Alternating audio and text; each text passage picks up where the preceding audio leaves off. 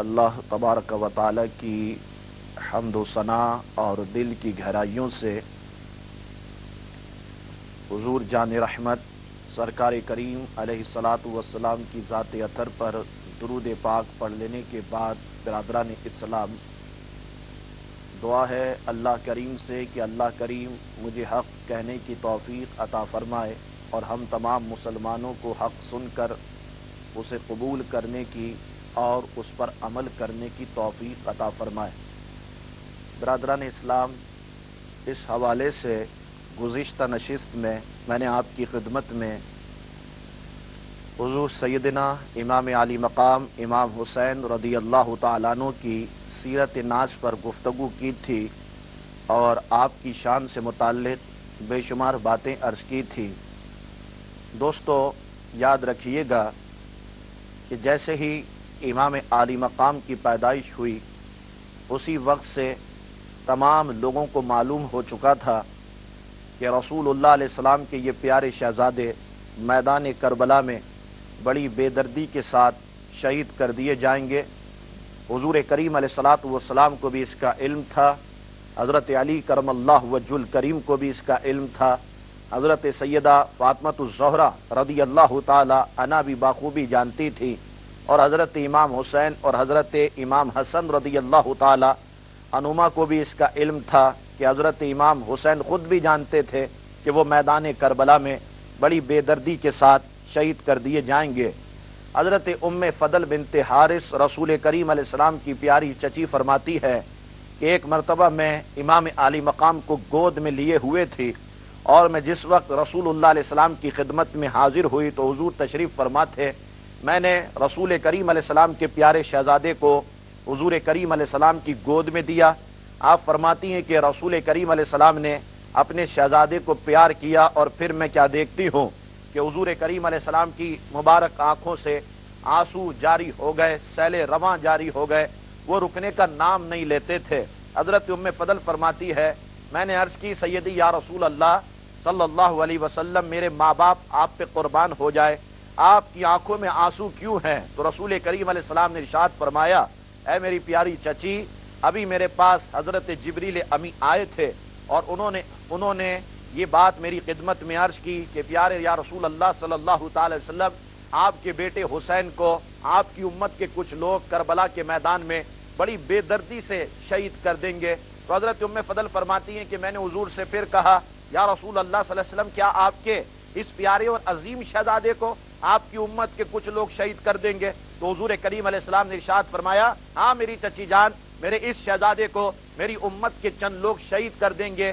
اور پھر مجھے جبریل امی نے اس شہادت گاہ کی مٹی بھی لا کے دکھائی ہے۔ تو حضور کریم علیہ الصلوۃ والسلام نے وہ مٹی حضرت ام فضل کے پاس رکھوا دی، اور جس وقت امام علی مقام کی شہادت ہوئی تو ام فضل فرماتی ہے میں نے دیکھا کہ وہ مٹی سرخ ہو چکی تھی۔ برادران اسلام، آگے بڑھتے ہیں۔ اسی طرح سے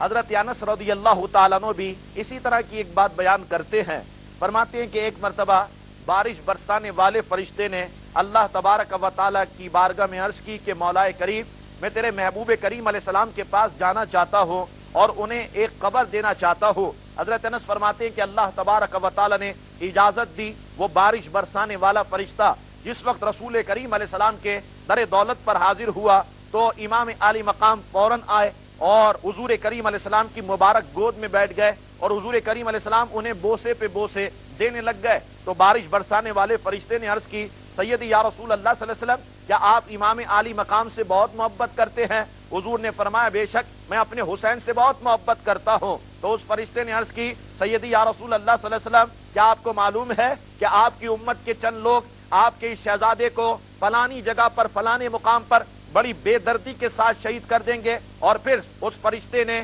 کربلا کی مٹی رسول کریم علیہ الصلوۃ والسلام کی بارگاہ میں پیش کی۔ حضور کریم علیہ السلام نے وہ مٹی لی اور حضرت ام سلمہ رضی اللہ تعالی عنہا کو دے دی۔ حضور نے فرمایا اسے سنبھال کے رکھو، جس دن یہ مٹی سرخ ہو جائے تو سمجھ لینا کہ میرے بیٹے حسین کو شہید کر دیا گیا ہے۔ حضرت ام سلمہ فرماتی ہیں کہ وہ مٹی میں نے اپنے پاس ایک شیشی میں بند کر لی، اور واقعی جس دن امام علی مقام شہید ہوئے تو میں نے کیا دیکھا کہ وہ شیشی میں جو مٹی موجود تھی وہ بھی سرخ ہو چکی تھی۔ یہاں پر ابن سعد نے امام شعبی کے حوالے سے یہ روایت بیان کی کہ جنگ صفین کے موقع پر پیارے علی کرم اللہ وجہ الکریم جب ایک جگہ سے گزرے تو لوگوں سے پوچھا، لوگوں بتاؤ اس جگہ کا نام کیا ہے؟ لوگوں نے عرض کی حضور اسے کربلا کہتے ہیں۔ بس یہ الفاظ سننے تھے، حضرت علی کرم اللہ وجہ الکریم اسی جگہ پر بیٹھ گئے اور زارو قطار رونے لگ گئے کہ جس زمین پر آپ بیٹھے ہوئے تھے وہ زمین آپ کے مبارک آنسوؤں سے تر ہو چکی تھی، گیلی ہو چکی تھی۔ تو لوگوں نے عرض کی حضور امیر المومنین آپ روتے کیوں ہیں اور اتنا روتے کیوں ہیں؟ تو حضرت علی کرم اللہ وجہ الکریم نے ارشاد فرمایا، ایک موقع پر میں حضور کریم علیہ السلام کی خدمت میں حاضر ہوا تھا تو حضور کریم علیہ السلام کو میں نے روتے ہوئے دیکھا تو میں نے عرض کی یا رسول اللہ صلی اللہ علیہ وسلم آپ روتے کیوں ہیں؟ تو حضور نے فرمایا، اے علی میرے بیٹے حسین کو میری امت کے چند لوگ میدان کربلا میں شہید کر دیں گے۔ تو پیارے علی کرم اللہ وجہ الکریم پھر اشارے سے بتانے لگ گئے کہ یہاں پر ان کی سواریاں باندھی جائیں گی، یہاں پر ان کے خیمے لگیں گے اور یہاں پر اہل بیت اطہار کے چند نوجوان جو ہے بڑی بے دردی کے ساتھ شہید کر دیے جائیں گے۔ زمین بھی ان کی شہادت پر روئے گی اور آسمان بھی ان کی شہادت پر روئے گا۔ تو برادران اسلام ماننا پڑے گا کہ تمام لوگوں کو رسول اللہ علیہ السلام، حضرت علی، حضرت فاطمہ، امام علی مقام، امام حسین، امام حسن، سب کو یہ معلوم تھا کہ امام علی مقام میدان کربلا میں شہید کر دیے جائیں گے۔ لیکن یہاں پر بعض لوگ یہ کہتے ہیں کہ دیکھو تو صحیح کہ امام علی مقام جو سید الانبیاء کے نواسے ہیں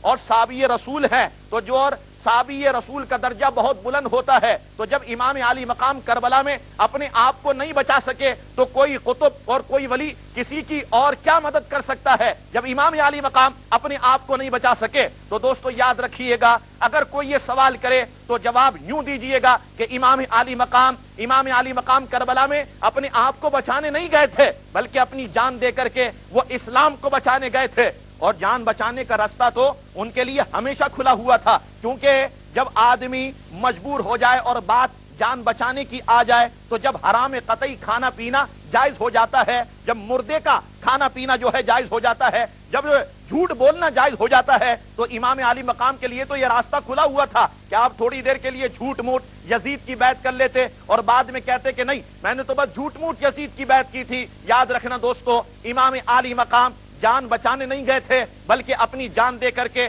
وہ اسلام بچانے گئے تھے۔ یاد رکھیے گا جب سن 60 ہجری کا دور آیا تھا تو اسلام کی شکل نے ایک عجیب رخ اختیار کر لیا تھا، ایسا لگتا تھا کہ اسلام کی رگوں میں سے خون نکال دیا گیا ہو، اسلام کی شکل پیلی پڑ گئی تھی۔ اور دوستو یاد رکھنا، جب کسی کو خون کی ضرورت ہوتی ہے تو کبھی بھی ڈاکٹر کسی کا بھی خون اس کے اندر نہیں چڑھا دیتا، گائے بکری بھینس کا خون بندے کے اندر نہیں چڑھ سکتا اور کسی بھی انسان کا خون بندے کے اندر نہیں چڑھ سکتا، بلکہ پہلے ڈاکٹر کیا کرتا ہے؟ پہلے ڈاکٹر خون نکالتا ہے، خون نکالنے کے بعد ٹیسٹ کرتا ہے اور ٹیسٹ کرنے کے بعد اس نتیجے پر پہنچتا ہے کہ اس بندے کا گروپ اے نیگیٹو ہے یا اے پازیٹو ہے۔ اس کے بعد اگر مریض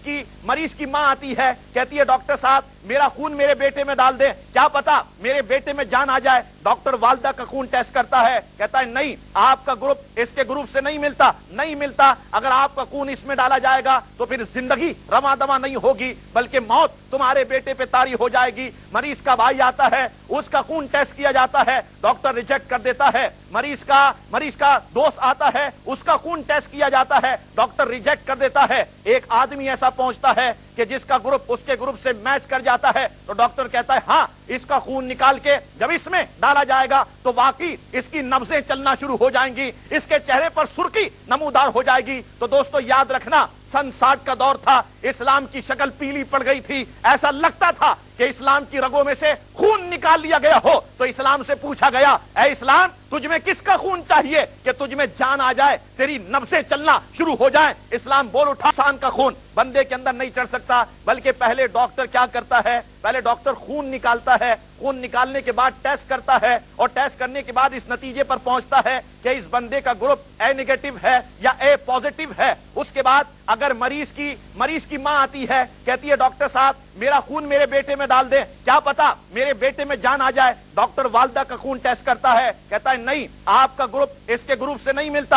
ملتا، اگر آپ کا خون اس میں ڈالا جائے گا تو پھر زندگی رواں دواں نہیں ہوگی بلکہ موت تمہارے بیٹے پہ طاری ہو جائے گی۔ مریض کا بھائی آتا ہے، اس کا خون ٹیسٹ کیا جاتا ہے، ڈاکٹر ریجیکٹ کر دیتا ہے۔ مریض کا دوست آتا ہے، اس کا خون ٹیسٹ کیا جاتا ہے، ڈاکٹر ریجیکٹ کر دیتا ہے۔ ایک آدمی ایسا پہنچتا ہے کہ جس کا گروپ اس کے گروپ سے میچ کر جاتا ہے تو ڈاکٹر کہتا ہے ہاں اس کا خون نکال کے جب اس میں ڈالا جائے گا تو واقعی اس کی نبضیں چلنا شروع ہو جائیں گی، اس کے چہرے پر سرخی نمودار ہو جائے گی۔ تو دوستو یاد رکھنا، سن 60 کا دور تھا، اسلام کی شکل پیلی پڑ گئی تھی، ایسا لگتا تھا کہ اسلام کی رگوں میں سے خون نکال لیا گیا ہو۔ تو اسلام سے پوچھا گیا، اے اسلام تجھ میں کس کا خون چاہیے کہ تجھ میں جان آ جائے، تیری نبضیں چلنا شروع ہو جائیں؟ اسلام بول اٹھا، لوگوں کیا دیکھتے ہو؟ ارے اسی کا خون چاہیے کہ جس کے اندر خود مصطفیٰ کا خون دوڑ رہا ہو۔ اللہ اکبر! قدرت باری تعالیٰ نے انتخاب کیا تھا امام عالی مقام امام حسین کا۔ امام عالی مقام نے اپنے لہو سے اسلام کی آبیاری کی، امام عالی مقام نے اپنے لہو سے